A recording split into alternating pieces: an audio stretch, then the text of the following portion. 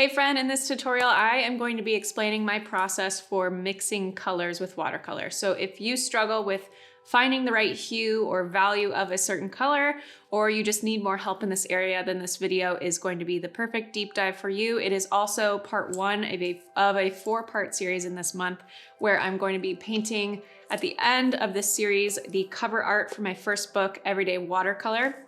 And so in this first part of the series, we're going to be starting with my first process of painting loose watercolor flowers, which is color mixing. So if you're looking for the best way to achieve a cohesive look with your colors, then let's dive in.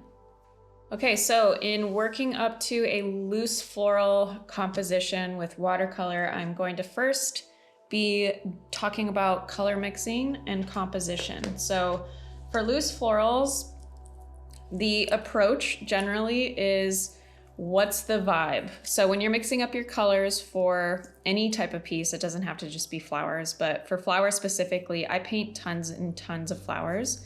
And so I'm either using reference subjects or reference photos and painting and mixing colors off of that. Or if I'm going off of imagination, then my first question to ask is, what's the vibe I'm going for? Am I going for something that's more muted in tones, or the undertones maybe are a little bit more like sagey and brown undertones in my peaches and pinks?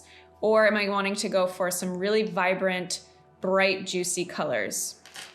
So a lot of these colors that I'll be using, they're all from my Mary Blue, but Winsor & Newton is another great brand, and there's a lot of other great brands out there, but a lot of these colors straight from the tube are super juicy and vibrant, which is typically the color palette type or aesthetic that I would go for, is like a really vibrant and juicy style of color mixing and color palette.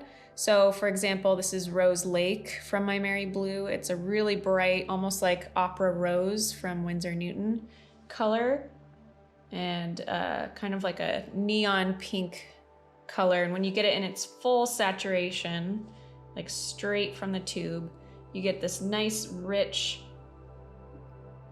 reddish pink that I really love. And so painting with this color by itself and then also mixed with a little bit of orange is one of my favorite combinations. So I like to use permanent orange for my main orange color in my palette as like a bright orange. And so mixed together with the pink, you get this nice, beautiful orangey pink. And so let's spread that thin with multiple values so you can see it super dark and then super light. But then what happens if I want to take that saturation out of my pink and make it a bit more muted? There's a couple different ways I can do that. So I can start with my pink, obviously, my pink color, and I can do one of 3 things. I can add black to it, which would give me, let's do that real quick. Oops, there's some blue on that black. So I can add black to it, which is gonna give me this, because the black I have is a cool black, so there's a little bit of blue in it. It's gonna give me this kind of smoky purple hue. And different colors of black will give you different results. There's some warm blacks, and it really depends on the color bias of each individual color. So Carbon Black is the black that I use to mix with Rose Lake, and it has a cool bias, so it leans a little bit to the blue hue. So it's darkening the color. It's also adding a cool undertone to it, but it's also desaturating the color because it's taking some of that color out by adding black. I could also add brown to Rose Lake. So this is Burnt Umber, which is a warm bias brown. And this gives me a really pretty burnt rose color. This would be really, really beautiful for my loose roses. And we can lighten our value and get that really nice, light, kind of brownish rose color. Or the third thing we can do to take some saturation out of the color and make it more of a brownish undertone or a more natural organic undertone is we can add the opposite color. So contrasting colors, purple, yellow, brown, brown. Purple and yellow, blue and orange, red and green. Red and pink are basically the same hue. And I have a few different greens in my palette, so I'll show you a couple of different versions of greens mixed with this pink. So this is Rose Lake mixed with sap green. Very similar to the Rose Lake mixed with burnt umber, but it's a little bit thicker and creamier. And a little bit more blue, of a blue bias in it because of the green. And that's a really pretty color. Gives you that more burnt rose look and keeps it a little bit deeper, and a little bit of purple in it because of the green with the blue in it. And now let's try green gold. Green gold for my Mary Blue is this really insane bright yellow green. And so I'm gonna add this to it in just a little bit at a time. This makes a really fun fall color. A little bit more yellow bias in there because green gold is super yellow. So it's an orangey pink, burnt orangey pink, great for fall palettes. Honestly, all of these are great for fall palettes, great for any time of year, obviously, because Coco Loco rose is one of my favorite roses, grow in the springtime, and they're kind of in this range of the burnt fall vibe colors. So up here, and this is just a good thing to do a color study. So we're studying Rose Lake. This is Rose Lake by itself up here at the top. And then I did Rose Lake with permanent orange. This was Rose Lake and carbon black, Rose Lake and burnt umber, Rose Lake and sap green, Rose Lake and green gold. So that we can start to build reference cards, or however you want to do this, a swatch book of all these different color combinations, so that when you're looking for a color match, maybe from a reference photo, or you have the real life subject in front of you and you don't know how to mix it up, you have all this exploration done and you can reference back to your reference card and see, oh, it's probably similar to this combination. Obviously, you can continuously tweak things. You can add Rose Lake with burnt umber and green gold, and permanent orange, and the combinations are endless. But this is a really great exercise in understanding how color works, and a lot of the times the color combinations that you think would look the worst turn out to be your favorite. So I highly recommend doing this before every single study or every single piece that you do if you're not super comfortable with color mixing. And so there's a short list, but you can obviously do it with all of the different colors in your palette. Let's see if we add Rose Lake and this green gold with a little bit of Prussian blue, what that does, because this is a bit orange. Orange and blue are contrasting colors, so it's probably gonna have, yeah, it's gonna make it more brown. It's more of this grayish cool brown because of the Prussian blue undertone. So it has a cool bias. And then what happens if we add more of that Rose Lake back into it? We have this really pretty, rich, brownish pink. That's nice. So that was Rose Lake, green gold, and Prussian blue. And then same thing, but Rose Lake times 2, green gold, and Prussian blue. So we have our floral colors mixed up. And now before I start painting any sort of loose floral pieces, I like to also create a cohesive color palette with not just my flowers, but also my leaves. So if I go and I choose this as my color palette, but I have my leaves, my leaf colors using colors that are just straight from the tube, like Kubrick green, for example, well, it's just gonna feel a little bit off vibe-wise. The green is gonna feel a bit too contemporary and maybe a little bit too vibrant for the palette that we have mixed up. It would work really well with the color Rose Lake by itself, or Rose Lake and Permanent Orange together. So let's do the same thing, but with greens, making them a bit more muted, a bit more of that fall color palette. So if I have the 3 steps for making a muted or fall color palette with my pink, then I can do the same thing with my green. So this is Kubrick green, and by itself, it's a rich, vibrant Kelly green. It's also a great color for wet and wet technique because the blooming, it spreads really aggressively and it's super fun to work with. So let's also see a color that I like to mix it with is green gold. I also like to mix it with sap green, but green gold and Kubrick green together is this really beautiful, for vibrant color palettes, it's a really beautiful lime green color.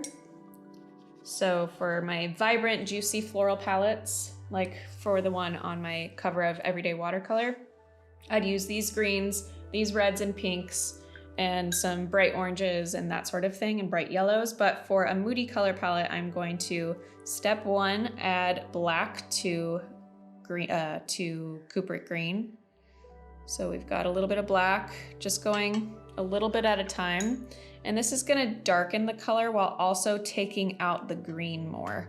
And because carbon black has that cool undertone, I'm just gonna paint right on top of this, or actually it's for this one.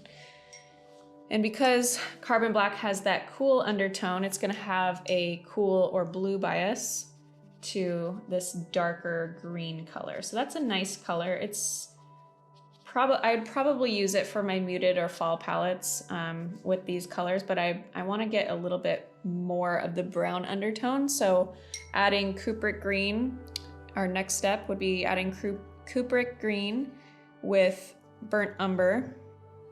So I'm grabbing a little bit of burnt umber, mixing it into my palette with Kubrick green. And this is a nice, I'm just gonna paint right over this, even though it's not gonna be as clean, but then my order's all messed up. So it's a nice, subtle kind of brownish green. It's not too intense or overpowering, pretty similar to the black and the Kubrick green, but more of a sagey undertone. So then we'll do Kubrick green and start doing the opposite color. Like we did Rose Lake with green, we're gonna do green with Rose Lake.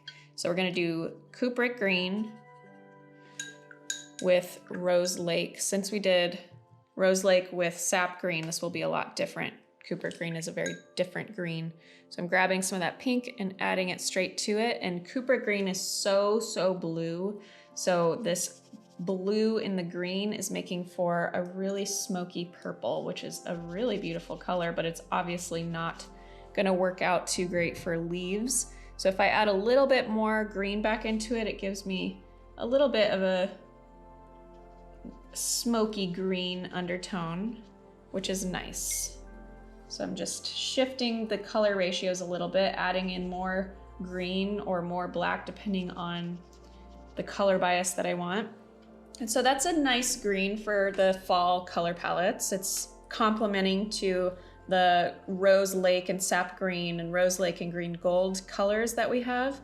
So this is Kubrick green, and then Kubrick green and green gold. This was Kubrick green and carbon black, Kubrick green and burnt umber, Kubrick green and Rose Lake. Now let's try a slightly different pink or red. So I'm gonna grab Kubrick green for my base and add permanent red light to it, or Scarlet Lake if you're using Winsor Newton colors. So this is gonna give me that nice sagey green color. This is probably the go-to if I'm doing this fall color palette, is this red, permanent red light mixed with Kubrick green gives you this really beautiful, more organic, more natural looking green. So we've got Kubrick green, oops, can't spell, Kubrick green and permanent red light. And again, depending on the ratio, if I have more red, it's gonna make it into more of a brown shade. So if I have more red, it's just gonna be more of that brown color. More green is gonna make it more green, obviously. So play with the ratios.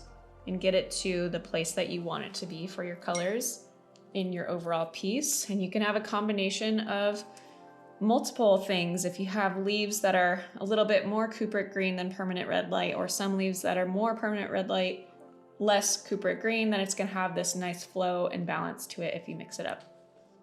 Now let's do a 3-part combo. So we have cupric green, permanent red light. Now let's see what happens if we also add orange to it. Just a wee. A little bit more green. So it makes it even more sagey. This is a really pretty fall leaf color. Has a little bit more of a yellow undertone because of the orange. And then obviously the brown is coming through because of red and green. So this is a really pretty fall inspired color palette. I really like the cupric green and permanent red light, and I love the cupric green, permanent red light, and permanent orange combo is very nice. Now let's see what happens if we add a bit of pink. Turns it into a almost dusty, rosy kind of purple undertone in there because of the, let's add a bit more green because of the pink. So let's, a very nice gray green, barely green though. It's mostly gray. Obviously it can become more green the more green we add. But this is a really nice, subtle green color, mostly a brownish gray. So this was cupric green, permanent red light, permanent orange, and Rose Lake. So this is my cupric green study. Cupric green. Now let's just do one more complementary color that we can mix in with our floral pieces, with our reds and our pinks, and then also with our greens. You could go in the more blue direction, you could go in the more orange direction. I think what I maybe want to see more of is pulling out the yellow that we have in the greens and then also in this orange, burnt orange color. So I'm gonna study yellow and we'll do primary yellow. And obviously by itself, gotta clean it off first, whoopsies. Okay, so now that I have my clean color underneath the mess that was on top, we've got primary yellow, which is this nice golden canary yellow by itself, and then with the more transparent values, really pretty yellow. So I want to fit with this whole vibe of the fall palette, color palette vibe. But before I get there, let's add a little bit of a color that I would maybe add to it if I'm doing a more vibrant color palette is this orange, permanent orange, to make a beautiful yellow orange. You could also add Rose Lake or your red, but I don't want it to be orange. I still want it to be yellow. So kind of like this golden, deeper yellow with just a touch of permanent orange gives you this golden, rich yellow. Okay, so to get it cohesive with our fall palette, we first need to do the 3 things. So we have our primary yellow mixed with black up first.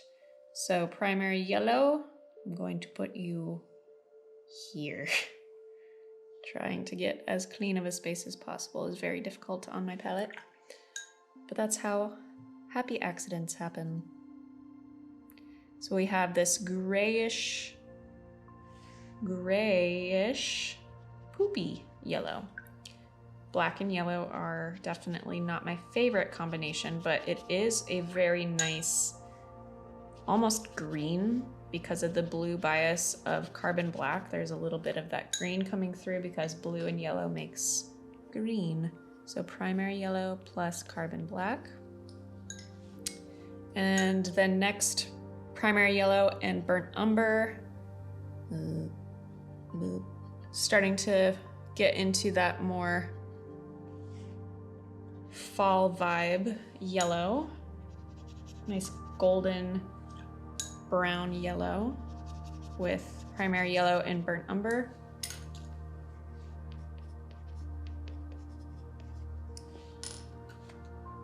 And then yellow's contrasting color is purple. So I've got quinacridone violet that I'll add to my purple, and it will make a really nice kind of milky gray yellow color. Again, the more yellow I add to it, the more yellow it will be. But again, because there's blue in purple, it's going to give it a green undertone, which is actually quite nice with all of these colors. I really like the primary yellow and burnt umber combo. So primary yellow and quinacridone violet for that one. And the more we just explore with these colors, I can use this other vibrant purple that I have that's a little bit more pink to it to give me this muted orangey color. That's awesome. Really like that combo. Another yellow that I have in my palette that I like mixing with my more fall vibe color palettes is yellow ochre. So I have this violet color from this last swatch that I'm adding yellow ochre to, just to see, just kind of makes it a bit more of a sandy brown color.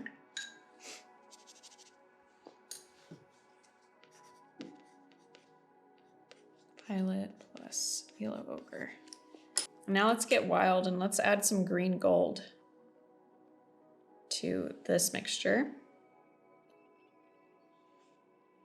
Give it this, ooh, that's a nice, very thick and creamy golden yellow. That's the winner for our yellows. So that was primary yellow, a little bit of this pinkish violet color, some yellow ochre, and some green gold for our yellow. That would be really fun to add with these more fall inspired color palettes. So then if I want to keep expanding my color palettes, I have my pinks for my fall vibe, I have my greens for my fall vibe, I have my yellows for my fall vibe. I can continue on and maybe do a blue study. I can do a different green study. Instead of using Cooper green, I can use green gold or sap green. I can use browns as a color study to incorporate into my floral piece. So you can continue on with all of the colors in your palette if you want to. However, I usually at least start with 2 to 3 different main groups of colors, and I'll work from there and add in secondary colors. And so these are my hero colors. My 2 to 3 main colors are going to be my hero colors. So you're going to see them as being more dominant in my piece. And then I'll have my secondary colors, like maybe some more purples or more oranges or browns or different greens as my secondary colors. So they're going to be more sparse as my secondary colors. They're not going to be as dominant as my main colors in the hero color palette. So not all of these are going to, you know, be painted in my final piece. But I am going to pull inspiration from all of these different colors. Like I love this golden yellow with this orangey burnt orange color will be really nice, and also some of these smoky grays, and then incorporating some more of the pinks. So if I want to expand this and add maybe some blues, I can do a Prussian blue study. I can do, like I said, a different green. But these are where I usually start with if I'm mixing up a very specific color palette from imagination or even from reference. So this particular color study is actually for, I'm going to be painting this exact piece but in the fall vibe color palette from the cover of my first book, Everyday Watercolor. And so at the end of this month, if you're watching this at the time we are releasing these videos, at the end of this month we're going to do the actual step-by-step tutorial of this piece but using these fall colors. And so this is kind of a part of that series, but I have my color palette down and now I'm ready to paint. There you have it. I hope that was helpful for you. Again, this is a one part of the 4-part series that we're doing on the everyday watercolor cover art. So in the next week, we're going to be covering composition. Then next, we're going to be covering how to paint a loose watercolor rose, and then the overall piece that replicates my cover art for my first book, Everyday Watercolor. If you want more in-depth information on all of the subjects that I cover on my YouTube channel, especially all the videos that are in this series, then make sure you check out my newest course called Everyday Watercolor Companion Course. It's under $100 and it's an 8.5 hour long video course that gives you a full deep dive into all the watercolor techniques, how to use which ones and when and where and why, and also troubleshooting common mistakes like why are there hard lines happening, or cauliflowers, how to avoid cauliflowers from happening, puddles, and all that different all those different tricky things that people encounter with watercolor. So make sure you check out that course. We'll link to it below, and stay tuned for the next parts of this series that we're doing for the month of January, and I'll see you in the next video.